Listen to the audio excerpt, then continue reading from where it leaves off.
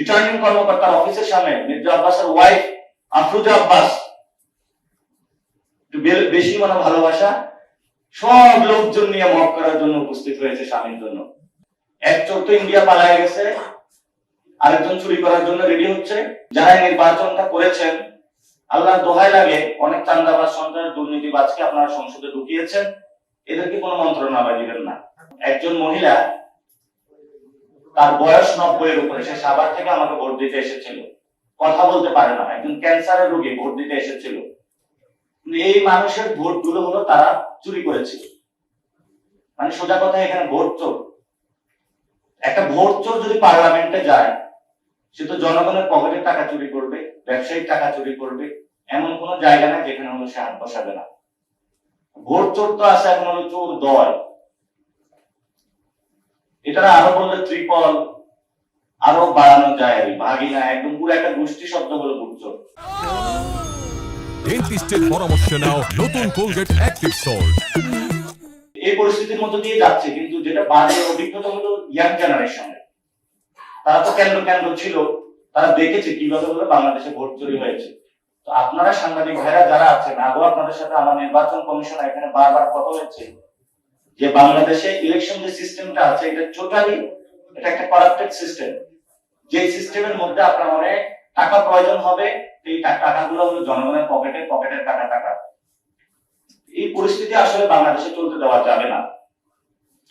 যারা নির্বাচনটা করেছেন, আল্লাহর দোহাই লাগে, অনেক চাঁদাবাজ সন্ত্রাস দুর্নীতিবাজকে আপনারা সংসদে ঢুকিয়েছেন, এদেরকে কোনো মন্ত্রণালয় দিবেন না।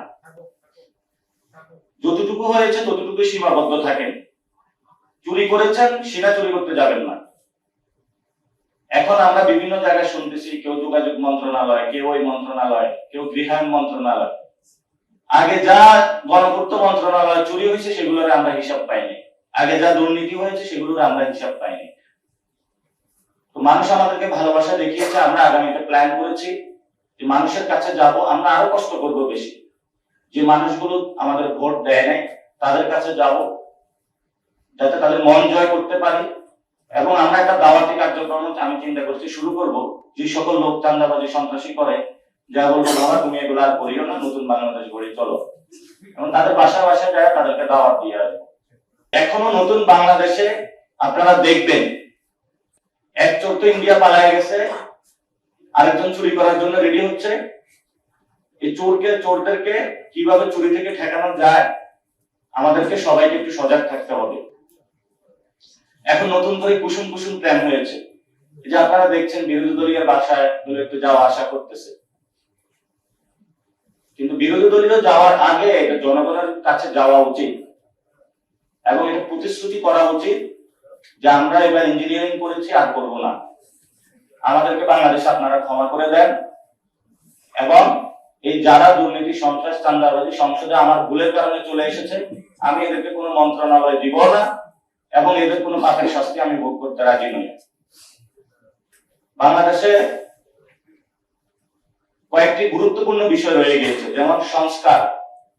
আগে যখন আমরা একটু মাঠে কথা বলতাম আপনাদের সামনে যে ইলেকশন ঠেকাইতে চাই, তো এতদিনে তো আমরা মরিয়া প্রমাণ করিলাম বাংলাদেশে আমরা ইলেকশনে করতে চাই, সংস্কারও করতে চাই। এটা তো অ্যাটলিস্ট এখন আপনাদের বিশ্বাস করা উচিত। এবং এই সংস্কারের জন্য আপনারা কোন প্রক্রিয়া যদি ভুলভুল করেন, সেটা কিন্তু বাংলাদেশের মানুষ বসে থাকবে না। এবং আমরা আহ্বান জানাবো, সংসদে শপথ হতে যাচ্ছে, তো চোর বাটপাড়া অনেকগুলাই কিন্তু শপথে হলো নিয়ে ফেলবে, এদেরকে অ্যাকাউন্টেবল করার জন্য আপার হাউস প্রয়োজন। আপার হাউসটা যদি সকলে একসাথে নিতে পারতো, এটা বাংলাদেশে ভালো হতো। এবং আমাদের জায়গা থেকে আমরা বলতে চাই, লোয়ার হাউস এবং আপার হাউস এখন বলবে এটা যে সংসদে রেটিফাই পরে করে নেন না, রেটিফাই তো অনেক কিছু করতে হবে।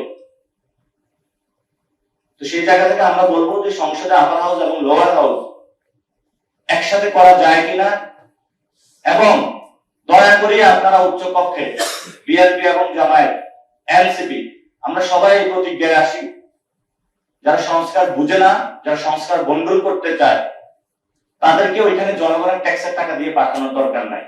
একটা গাড়ি পাবে, আপার হাউসে বসবে, বসে একটু লাক্সারি, যে ঠিক আছে একটু চুরি করলাম, এখন একটু বিশ্রাম নেই, চুরিতে সহযোগিতা করছি এই হিসাবে আমাকে আপার হাউসে পাঠাইছে, আমি একটু বিশ্রাম নেই। এই ধরনের জনগণের ট্যাক্সের টাকা দিয়ে এটা করা যাবে না। আরেকটা হলো হাসিনার বিচার। আমরা শুনতে পাচ্ছি শপথ অনুষ্ঠানে অনেকে আসছেন, ভালো কথা আসছেন, ডিপ্লোম্যাটিক রিলেশন থাকবে, কিন্তু হাসিনা বিচারের কি খবর? এ বিষয়ে আমরা এই পর্যন্ত কোনো বক্তব্য দেখলাম না। তো এটা যদি ভোটের মাধ্যমে হাসিনা যদি ফাঁসির দণ্ড থেকে নিস্তার পেতে চায়, যে আমরা বিএনপিকে কিছু ভোট দিয়েছি, দফারফা হয়েছে, আমি বিচার থেকে মুক্তি পাবো, এই চিন্তা আপনারা করবেন না। তাহলে হাসিনা এবং আপনাদের দুইটাই একসাথে হলো, বাজে পরিস্থিতি আপনাদের হবে।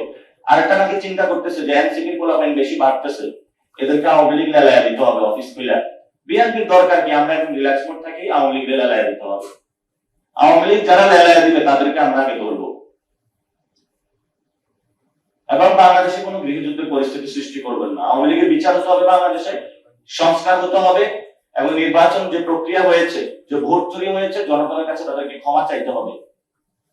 আমাকে প্রশাসনিক অফিস থেকে এই যে ভোট চুরি তারা সহযোগিতা করেছে, প্রিজাইডিং অফিসার থেকে তারা হলো রাতের বেলা অবরুদ্ধ করে রেখেছে, এবং রিটার্নিং কর্মকর্তার অফিসের সামনে মির্জা আব্বাসের ওয়াইফ আফরোজা আব্বাস,